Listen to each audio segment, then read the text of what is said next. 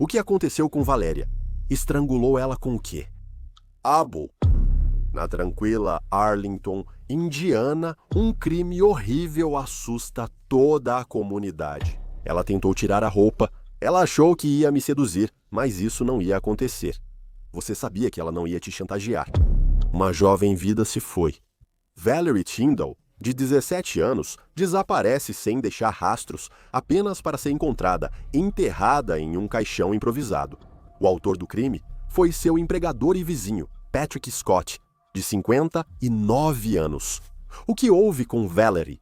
Valerie se exaltou. Ela estava lutando quando você a estava estrangulando?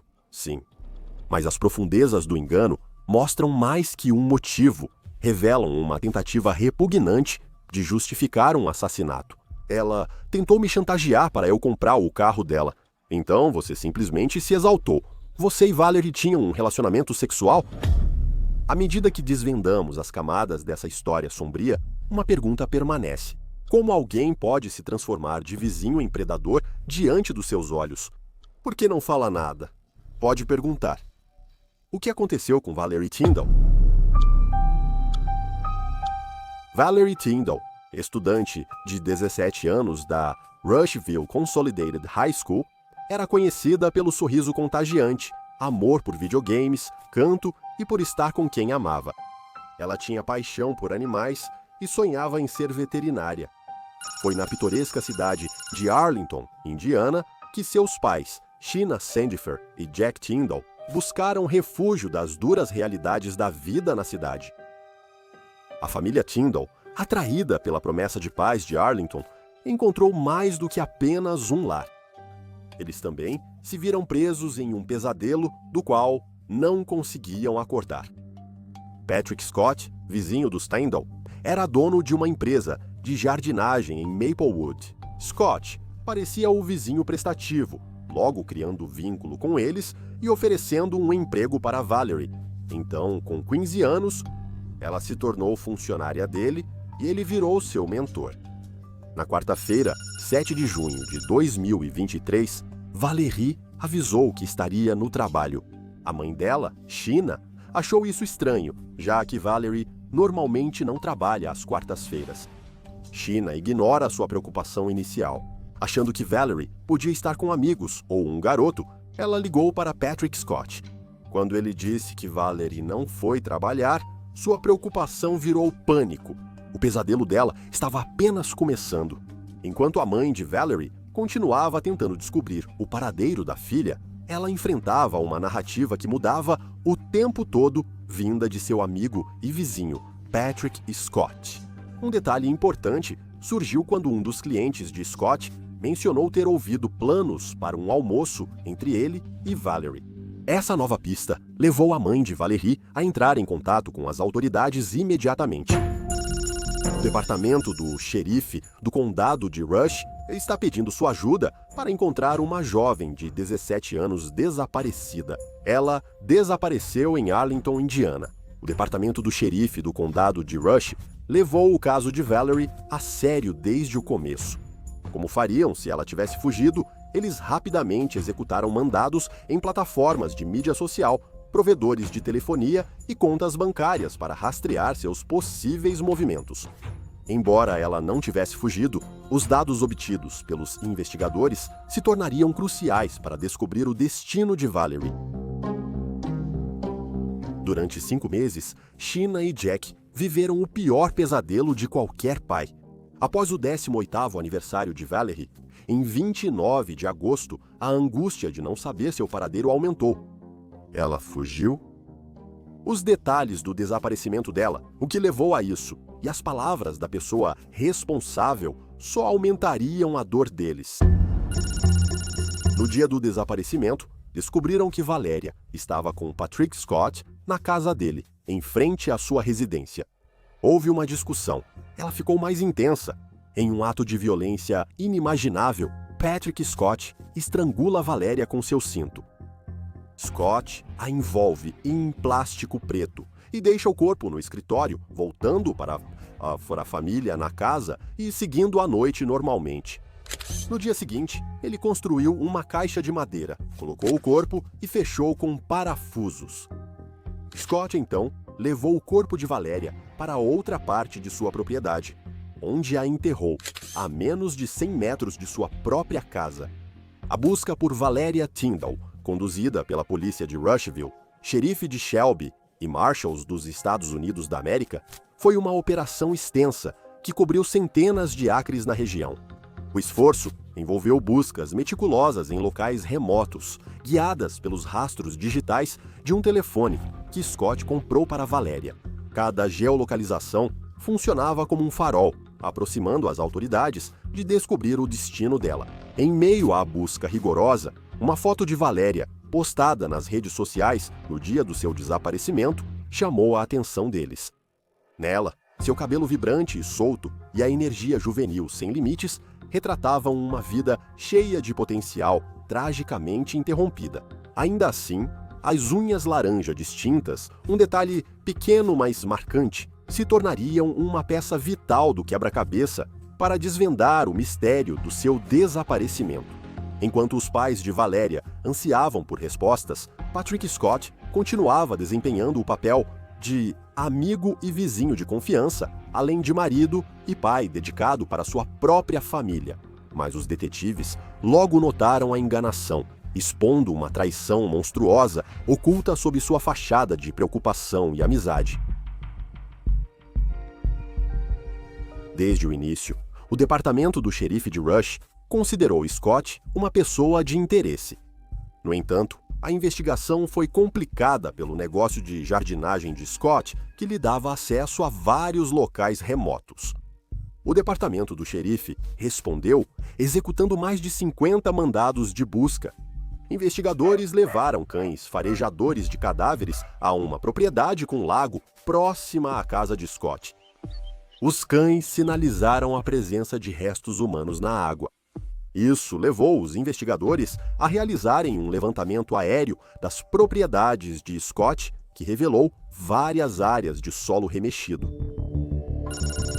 Em 28 de novembro de 2023, quase 6 meses após o desaparecimento de Valerie Tyndall, as autoridades cumpriram mandados de busca em várias propriedades da região, incluindo a casa de Scott e uma propriedade vizinha dele.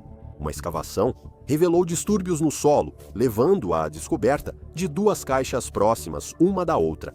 Uma dessas caixas, enterrada a fundo, guardava os restos de Valerie, reconhecida pelo esmalte laranja nas unhas no dia do desaparecimento.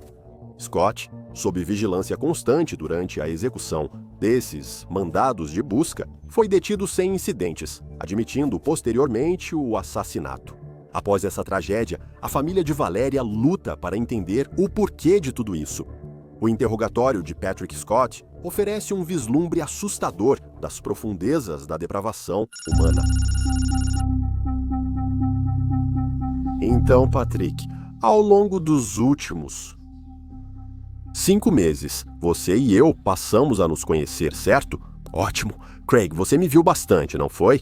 Sim, tudo bem. E Toda vez que a gente conversa, é o Elongo, né? Eu acho. A gente conversa, né? A gente sabe que ela tá falando, correto? Beleza. Na fase inicial do interrogatório, o policial emprega uma tática comum de criar empatia com Patrick Scott. Ao conversar informalmente, oferecer água e citar encontros anteriores, o policial transmite familiaridade e compreensão.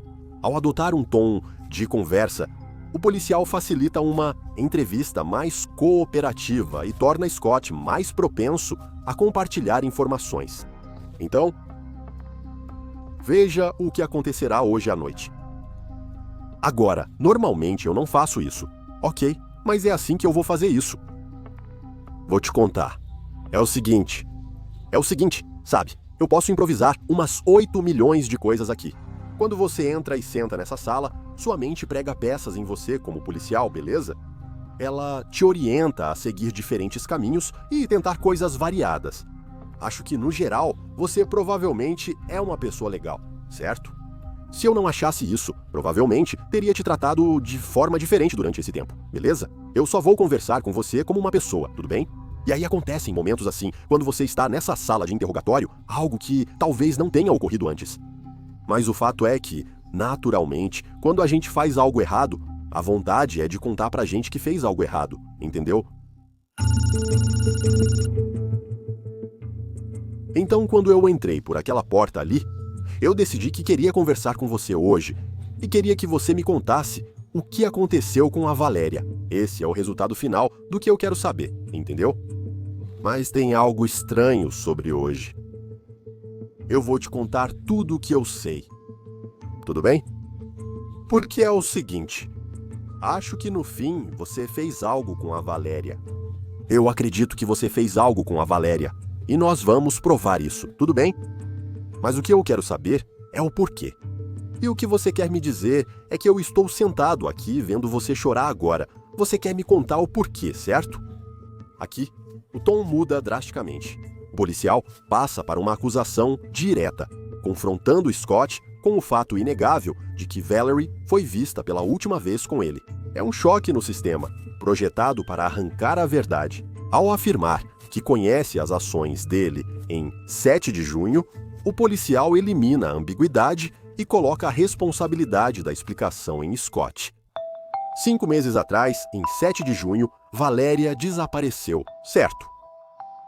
Em 7 de junho, sabemos que Valéria estava com você, como você mesmo admitiu.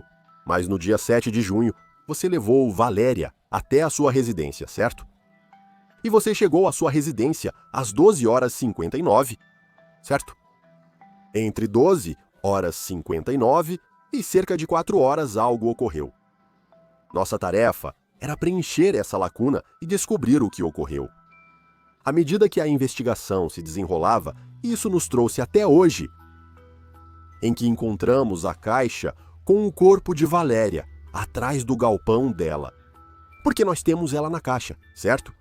Enrolada várias vezes, presa com fita na caixa de Oriented Strand Board e nos sarrafos que você comprou, ao lado da caixa sobre a qual falamos antes, a que tinha os vídeos pornôs. Tinha os vídeos pornôs dentro? Nós a encontramos na caixa depois. Então, só pra você saber, nós a encontramos. E eu não quero blefar com você sobre isso. Quero que você saiba disso. Enquanto você se emociona e quer chorar, vou ler seus direitos. Essa é a oportunidade para você explicar o porquê. O clima na sala é tenso. Scott agora está totalmente ciente de que os policiais têm provas significativas contra ele, reduzindo suas opções de negação ou evasão. Essa tática força Scott a ficar encurralado, onde sua única alternativa é responder às perguntas dos policiais com mais urgência. Sinceramente, a aplicação habilidosa de pressão pelo policial aqui é um movimento crucial, preparando o terreno para revelações mais profundas. Preciso te perguntar algo antes de seguirmos. Por que eles levaram a Linda? Nós vamos falar com ela também. Ela mora na propriedade. Vamos falar com a Linda também. Porque é o seguinte, Patrick. Como sabemos o que aconteceu com ela? Vocês moram na propriedade. Precisamos conversar com todos lá. Faz sentido? Estou te dando a chance de explicar. A outra coisa é que a família envolvida, houve erros, certo? Falei isso para muitos, certo? E desde o primeiro dia em que sentei com você, ou nas vezes em que sentei com você, você me lembra um homem comum que vai trabalhar, que se esforça muito e que é um homem de família que ama sua família. É isso que eu sinto de você, certo? Na fase crucial do interrogatório, o policial usa uma tática humanizadora ao citar a dor e perda da família de Valéria. Essa técnica, chamada apelo à simpatia, tenta despertar empatia ou remorso em Patrick Scott. Ao destacar a angústia dos entes queridos de Valéria e os erros irreversíveis que foram cometidos, o policial tenta romper a barreira defensiva de Scott, apelando para sua consciência e senso de humanidade. Eu poderia ter começado dizendo: Patrick, sabe por que vou falar com você? Porque isso é comum. E esse foi o primeiro pensamento que passou pela minha cabeça sobre o que eu faria com você. E então eu disse não. Porque Eu acho que no fundo você ama Valéria e eu sei que você ama sua família, tudo bem? Então eu decidi que quando eu entrasse por aquela porta agora, eu ia te dar uma oportunidade de explicar o porquê. Patrick, hoje é um grande dia. A família merece esse desfecho. E você merece esse desfecho. Está me ouvindo? Você merece esse desfecho porque isso te ajudou. Percebemos isso sempre que conversamos, certo? Explique o que houve com Valéria e o motivo. Porque nós merecemos e todo mundo também merece. O impacto dessa tática é multifacetado. Por um lado, isso lembra Scott das consequências reais de suas ações, possivelmente despertando culpa ou arrependimento ante suprimidos ou ignorados. Por outro lado, posiciona estrategicamente o policial como alguém que busca não apenas justiça, mas também compreensão e encerramento para todos os afetados pela tragédia. O resultado desse jogo de simpatia é uma mudança sutil, mas poderosa na dinâmica do interrogatório, criando um ambiente onde Scott pode se sentir mais compelido a se abrir, não por obrigação legal, mas por um imperativo moral e emocional. O que houve com Valéria? Valéria se deixou levar. Fazer o quê? Você quer... Fazer o quê? Só me fala direto. Me fala direto. O que aconteceu com ela? Ela tentou me chantagear para eu comprar um carro para ela. Tá, e depois o que aconteceu? Ela achou que ia me seduzir, mas isso não ia acontecer. Então você só se deixou levar. Me explique isso, né? O que significa? A Linda sabe disso? Tudo bem. Ninguém sabe. É a sua chance de contar tudo isso para ela. Ela tentou me seduzir, mas não aceitei. E Valéria, é aí que você parou. O que você fez com ela? O policial agora enfatiza a natureza crítica do momento, apresentando a Scott uma escolha de agora ou nunca.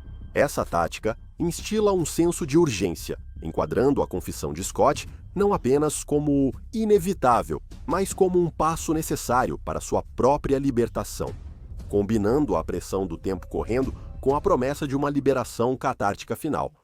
O que eu fiz, Jerry? O que você fez com ela? Fale, eu estrangulei ela. Com o quê? Com o cinto? Tudo bem. E o que você fez com ele depois?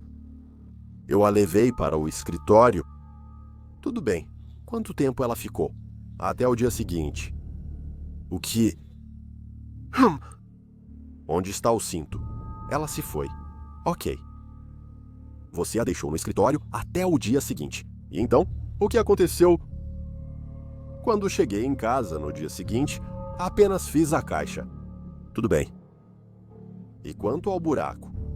O buraco já estava feito, mas não era essa a intenção. Fui burro de jogar concreto nele. Então, você a estrangulou. Em que cômodo estava quando fez isso? Bem ali, perto do meu quarto. Você disse que ela tentou te seduzir no carro. O que aconteceu? Ela queria dar em cima de mim. Ela disse que ia te colocar em apuros, ou... Sim, ela disse que ia contar para todo mundo que eu estava dando em cima dela. Ok? Eu não ia aceitar isso. Ok? As coisas saíram do controle. De onde veio o cinto? Era meu. Eu estava usando. Você também? Então explique o que aconteceu naquele quarto. Tipo, como que você colocou o cinto nela? Eu estava me defendendo dela, e peguei o cinto e coloquei em volta dela. Por que vocês estavam brigando? Porque ela estava tentando pegar. Ela tentou se despir. Ok. Não deixaria isso acontecer. Ok. E então vocês dois brigaram? Sim, foi meio que um empurra-empurra ali. Ok. E depois que você tirou o cinto? Coloquei no pescoço dela e segurei até ela parar. Ok. O que você fez depois? O que pensou naquele momento? Eu não sabia como agir com ela. O que você pensou em fazer primeiro? Qual foi sua primeira ideia? Pensando no que fazer com ela. Por quanto tempo você ficou com o cinturão? Pode me dar uma estimativa? Nela? Sim, só fiquei parado. Você sabia que ela estava morta? Praticamente imaginei. Então você a colocou no escritório e no dia seguinte você construiu a caixa. Onde você construiu a caixa? No quintal. Ok. Então, quando você a colocou na caixa? No mesmo dia em que eu a construí, eu não disse nada. Eu só sabia que ela não ia me chantagear. Então, por causa da chantagem, essa era a sua intenção ao matá-la? Para evitar a chantagem? Ela contou para todo mundo que eu tinha feito o que queria com ela. Isso nunca aconteceu.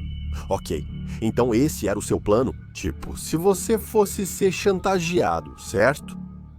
Certo. Então esse era o motivo? O plano era matá-la? Não, só aconteceu. Ok, ela ia me chantagear. Sim, unindo tática e percepção psicológica para superar as defesas de Scott. Eles conseguiram, finalmente, a confissão e puderam proporcionar à família e à comunidade o encerramento tão necessário. Você será acusado de assassinato hoje, tudo bem? Já sabia disso, certo? Mas, no final das contas, aqui, eu realmente acho que tudo o que eu disse para você foi verdade, tudo bem? Tudo o que falei para você era verdade. Desde o início, tudo era verdade. Eu realmente acho que a melhor situação aqui é que você finalmente se abriu. E no final, eu acho que você vai ficar mais feliz por ter se aberto sobre isso, tá bom? Isso faz sentido? Sim. Certo. Levante-se, vamos colocar isso de volta em você, tudo bem? Ao final, Patrick Scott aceitou um acordo judicial e foi condenado a 57 anos de prisão. Vai ficar um vazio ali para sempre. Havia um vazio ali, e a gente achava que ela estava em algum lugar por aí. Faltava algo nisso. Nunca vai ser preenchido. Era como se metade da sua família tivesse ido embora. Embora não tenha sido acusada, os pais de Valéria acreditam que Linda Scott, esposa de Patrick, sabia do assassinato de Valéria. Foi na primeira semana, logo após pendurarmos os panfletos. No segundo dia, ao voltarmos para casa depois de pendurá-los, eles já estavam lá. Eles vinham aqui, perguntavam se eu estava bem e diziam: "Tenho certeza que ela vai voltar para casa. Eu não sei como alguém poderia fazer uma coisa dessas." Ele é um monstro. A esposa também deve ser processada com ele. Tenho certeza de que ela sabia de tudo. Eu sinceramente acredito que toda essa família sabia. Um olhar mais profundo sobre a natureza do relacionamento de Scott com Valerie lançou luz sobre suas tentativas absurdas e de justificar o assassinato com alegações de chantagem e sedução. Sem os pais saberem, além de pagá-la, Scott dava dinheiro, comida, combustível e levava a Valerie em viagens. Ela só deixava de visitar garotos se não os conhecesse online.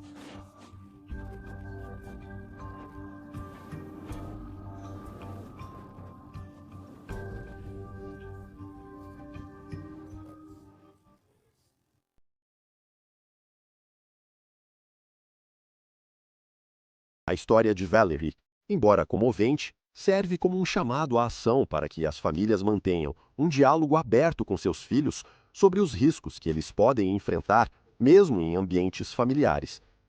As circunstâncias trágicas do assassinato de Valerie ressaltam a realidade de que perigos podem, sim, existir perto de casa. Fique atento ao paradeiro dos filhos e às pessoas do seu círculo. Às vezes, os predadores mais perigosos são aqueles que você já conhece.